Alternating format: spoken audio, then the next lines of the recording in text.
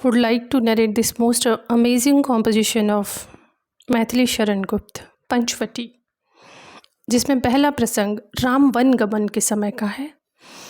पूज्य पिता के सहज सत्य पर वार सुधाम धराधन को, चले राम सीता भी उनके पीछे चली गहन वन को। वनवास श्री रामचंद्र जी को हुआ, लेकिन उनके साथ माता सीता भी चल पड़ी। उनके पीछे भी लक्ष्मण थे। कहा राम ने कि तुम कहाँ, विनत वदन से उत्तर आया, तुम मेरे सर्वस्व जहाँ, यानी मेरा सर्वस्व तो आप ही हैं प्रभु, जहाँ आप वहाँ लक्ष्मण। सीता बोली कि ये पिता की आज्ञा से सब छोड़ चले, यानी वनवास भगवान श्री राम को हुआ है। पिता ने वनवास की आज्ञा सिर्फ श्री रामचंद्र जी को दी है। पर देवर तुम त्यागी बनकर क्यों घर से मुंह मोड़ चले, क्यों घर के भोग विलासों को छोड़कर आप त्यागी बने जाते हैं। उत्तर मिला कि आर्य बरबस बना न दो मुझको त्यागी, आर्य चरण सेवा में समझो मुझको भी अपना भागी। भगवान श्री रामचंद्र जी के चरणों की सेवा में मैं भी आपके साथ भागीदार बनना चाहता हूँ। क्या कर्तव्य यही है भाई, लक्ष्मण ने सिर झुका लिया।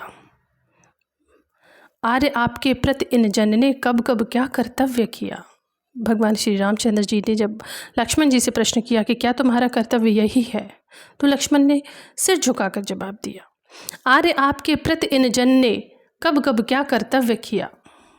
प्यार किया है तुमने केवल, सीता यह कह मुस्काई, किंतु राम की उज्ज्वल आंखें सफल सीप सी भर आई। यानी अयोध्या में रहते हुए, भोग विलास में रहते हुए इस जन ने यानी लक्ष्मण ने कब अपने किस कर्तव्य का निर्वहन किया है।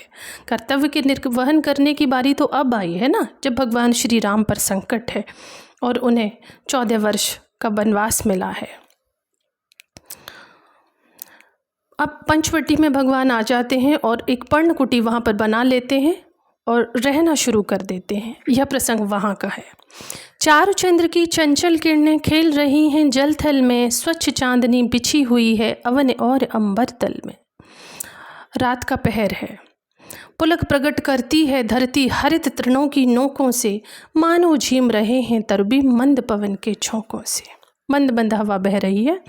पंचवटी की छाया में है सुंदर पर्ण कुटीर बना। पंचवटी में सुंदर पत्तों की एक कुटिया बनाई गई है, जिसके सम्मुख स्वच्छ शिला पर धीर वीर निर्भीक बना। जिसके सम्मुख एक शिला पर लक्ष्मण जी बैठे हुए हैं और अपने कर्तव्य का निर्वहन कर रहे हैं।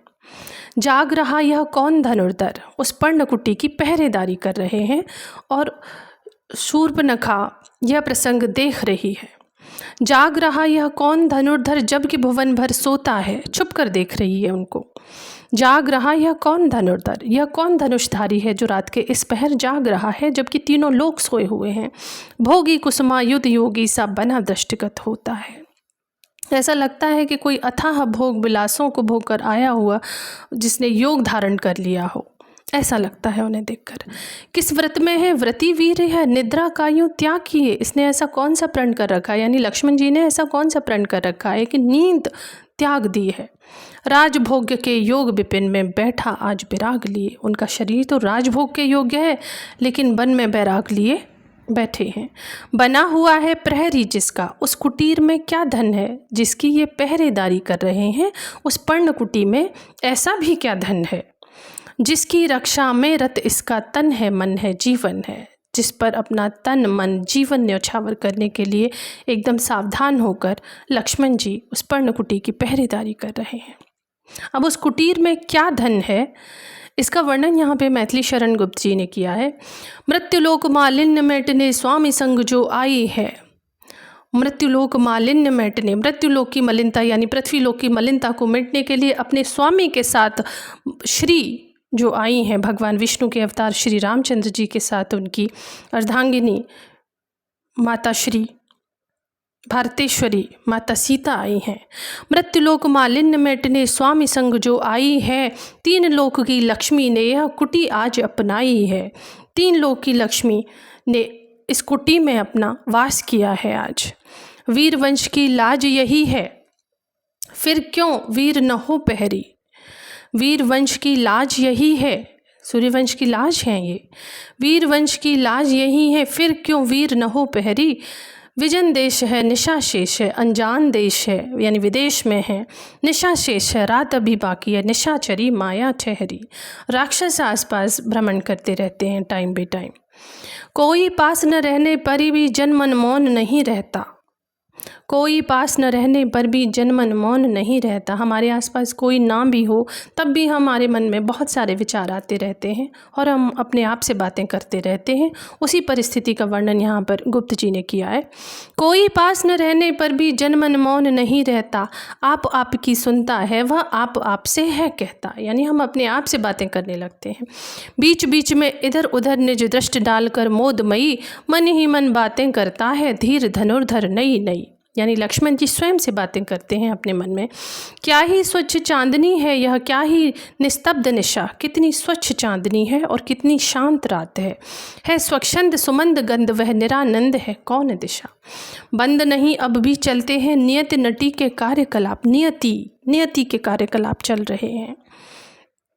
यानी प्रकृति नियति अपनी गति से, समय अपनी गति से चलता रहता है और परिवर्तन करता रहता है। जब हम सोते हैं उस समय भी प्रकृति अपना कार्य कर रही होती है, पर कितने एकांत भाव से, कितना शांत और चुपचाप।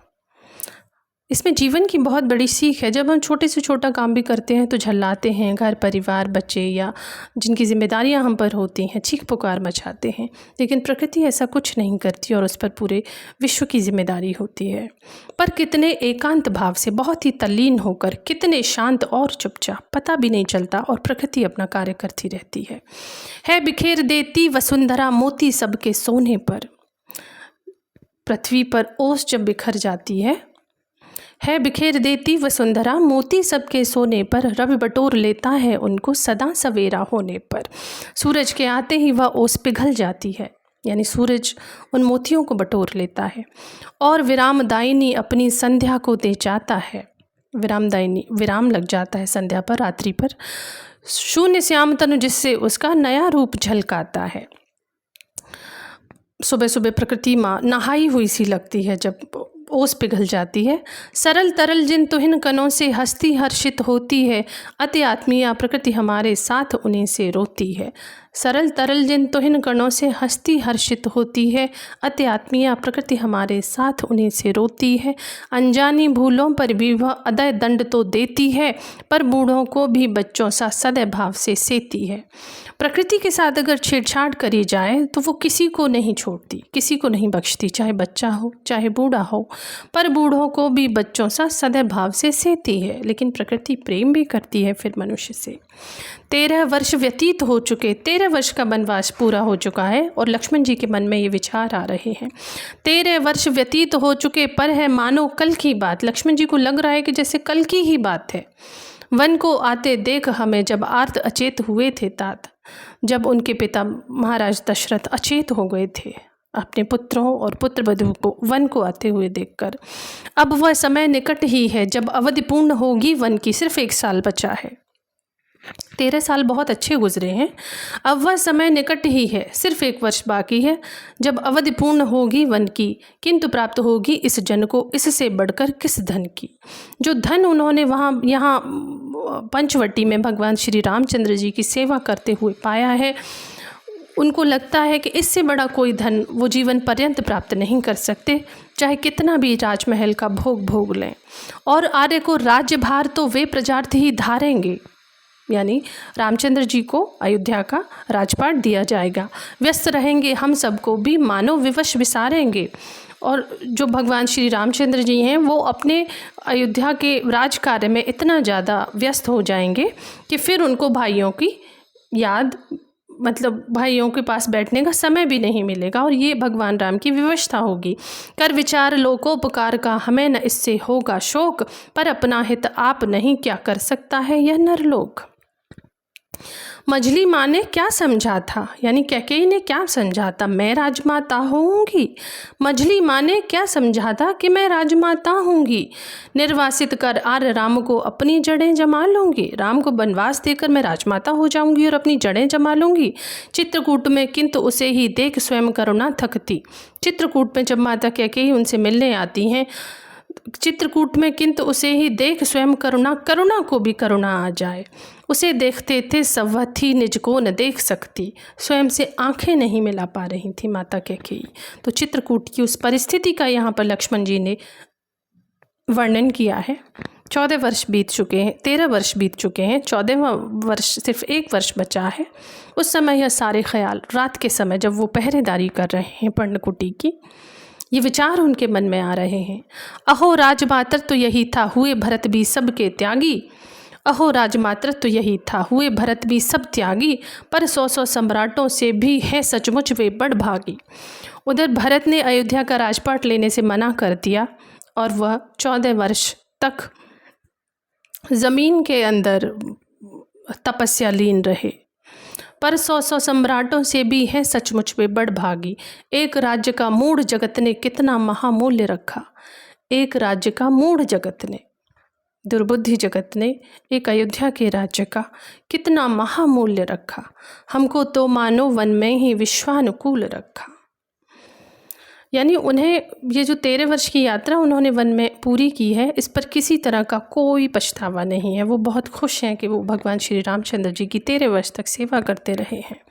होता यदि राजस्व मात्र ही लक्ष्य हमारे जीवन का, जीवन लक्ष्य राजस्व नहीं होता, तो क्यों अपने पूर्वज उसको छोड़ मार्ग लेते वन का।